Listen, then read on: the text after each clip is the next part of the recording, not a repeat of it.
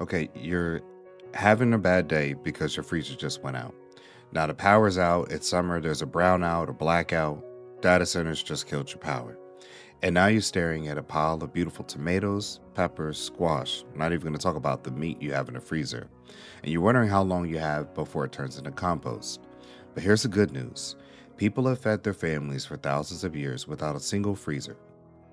Today, I'm going to show you how to exactly do the same thing using three simple methods that actually work.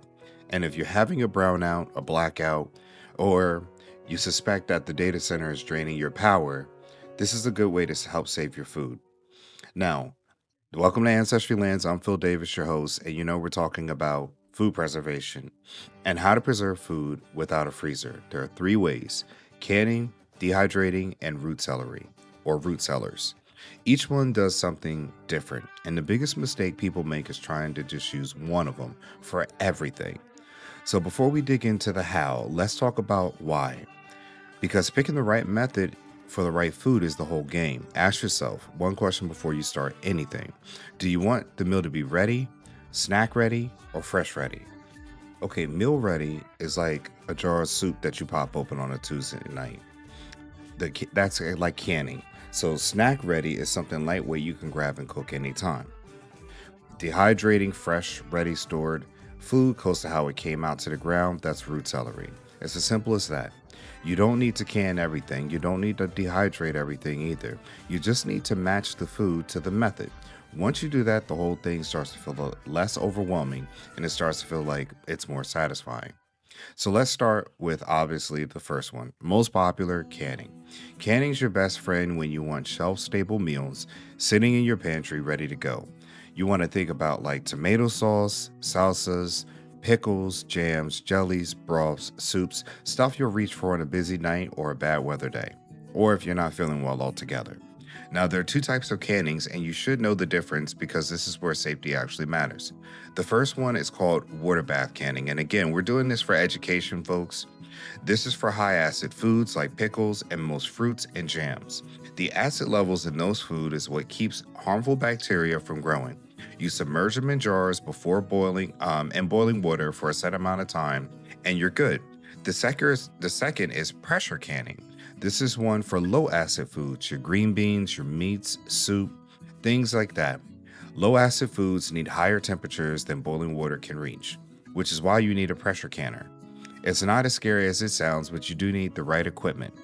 Now, here's the most important thing about canning: you don't need to wing it. Use tested recipes and good information like this video right now. This is one area where creativity is really not your friend. Tested recipes account for the right acid levels, and then also the right processing times, most of all. The National Center for Home Food Preservation is a great resource, and they've done the math so you don't have to, and I'll put that link in the description section below. The payoff, though: canning turns a mountain of harvest chaos into a pantry full of meals that don't necessarily need refrigeration, they don't need electricity, and they taste like you actually cooked something because you did. Next up, dehydrating. If canning is the hearty main course of food preservation, dehydration is the low key workhorse. It's very simple, it's forgiving, and the storage space is tiny compared to what you started with. Dehydrating works great for herbs, fruit slices, peppers, mushroom, veggie chips if you're making them, and if you know what you're doing, even cooked meals. Well, that's new. You're basically just removing the moisture from the food so the bacteria can't grow. No moisture, no spoilage. That's the whole science. Very simple. You can do this with a dedicated dehydrator, which gives you consistent temperatures and it's honestly pretty easy to use, or you can use your oven on low settings. If you're careful, the dehydrator will give you more reliable results, but your oven does work in a pinch, so take your time and learn. One mistake people make while dehydrating is not finishing the job. If you pull the food out while there's still a little moisture inside and seal that into a jar or bag, you're basically creating a little mold incubator. It's not ideal, so dry until it's actually done, leathery and crisp depending on the food. Then let it cool completely, again, completely before you store it. Apple slices should feel leathery, not sticky. Herbs should crumble. Peppers should snap. When in doubt, give it more time, and once it's cool and dry, store it in airtight containers away from light. Dehydrated food is not incredibly easy to use after a power outage, but it doesn't need refrigeration. Excuse me. It doesn't need to be heated, and the bag of dry herbs or dried fruit weighs almost nothing. It's the kind of thing that quietly sits in your pantry before being useful for months. Let's not Now let's talk about root celery or having a root cellar. I want to be clear about something right away. Root cellars sound like something that requires a stone basement, a horse, and you need to go have a neighbor named Jebediah who's Amish. All right, it doesn't. Root celery or root cellars is really just the right environment to slow down how fast food breaks down. That's it. It's very simple. The right environment depends on food, and it's generally where we're talking about somewhere cool, dark, and sometimes a little humid. It's a lot of people have this already. It's your basement corner, garage shelf, a cool closet, or even a spot under the stairs. Here are some foods that are surprisingly storing well this way. Potatoes want a dark, cool place. Keep them away from light, and they'll start sprouting and turning green. Sweet potatoes need something actually different. Now, here's that I didn't know. You actually cure them in a warm spot about a week before you want to move them to cool storage. You skip this curing stage and they won't last nearly as long. Onions and garlic want to be dried out and well ventilated. If they're sitting in a damp spot, they'll rot fast. Winter squash like a cooler, dry area, and they can actually last for months if the skin is intact and they're not touching each other. I bet you didn't know that. See, that's why we're bringing you some value. Now, a lot of people get this wrong because they store everything together. Some produce gives off gases and others to other produce nearby. For example, apples, I didn't know this, give off something called ethylene gas, which can make potatoes sprout faster. Keeping apples away from your potatoes is actually something you should do.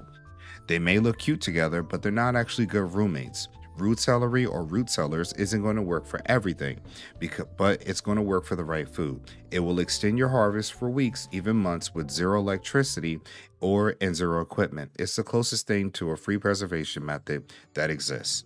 And they've been doing this for a long time, longer than we've been around. Actually, now let's talk about keeping up with this, because the fastest way to get burnt out on food preservation is to do everything all at once. Here's what actually works.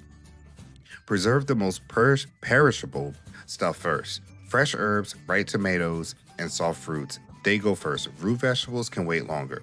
Do one batch per day instead of trying to do 40 jars in one night.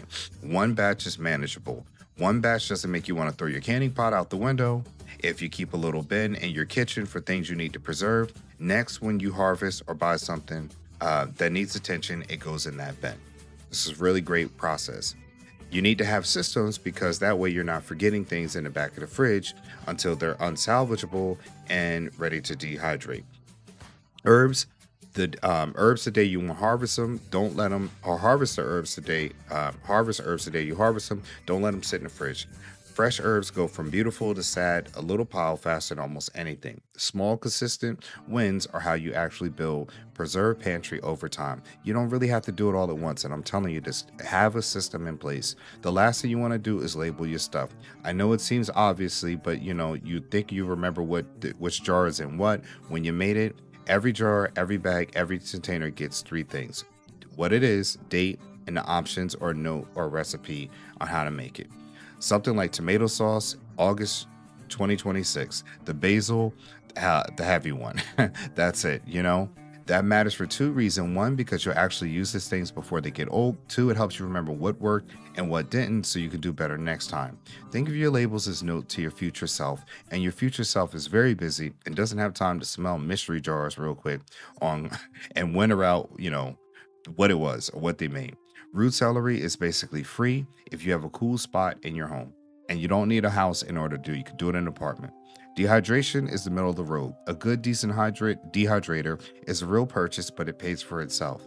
Fast canning requires most gear up front: jars, lids, canner, and a few basic tools. Once you have it, the cost per jar is very low, and you use that setup for years to come. So that's really awesome that you got that. And you don't need everything right now. You start with a method that matches what you grow and what's overflowing in your kitchen right now. One method is enough to start. So here's the whole plan in one breath. Match the food to the method. Make a plan first. Can for shelf-stable meats. Dehydrate for lightweight, long-term storage. Root cellar for fresh storage with no electricity. Do small batches consistently and label everything because future you deserves to know what's in that jar. That's a pantry that can handle power outages, big harvests, or just a Tuesday when you don't feel like cooking. And it's helpful. Hit that follow and subscribe button, and we'll see you in the next one. Ancestry Lands is a practical self-sufficiency just company and channel that actually fits into real life. It's not just the ideal version. I want to hear from you in the comments. What are you growing? What are you canning? And how you're going to how's your system working out? If you got any tips that can help out other people, we don't know everything. So please drop a comment below and let us know what works. And hey, I may make a video adding that for the next time. Thanks for watching. I'll see you in the next one. Peace. That's it, folks. You can go to Ancestry Lands to start owning property today with payments starting at $250 a month, no credit checks, and owning land has never been easier. It's time to build your land portfolio one property at a time. We help you to get dollars from dirt and build generational wealth by owning small plots of affordable vacant land. Contact us to learn more. Oh, and speaking of dollars from dirt, I also wrote a book about investing in land for you readers out there. My book, Getting Dollars from Dirt, A Beginner's Guide to Vacant Land Investing, is on Amazon. The link is in the description section below.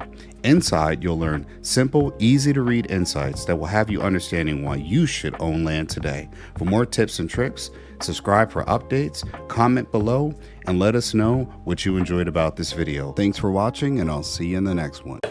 And remember, like and subscribe.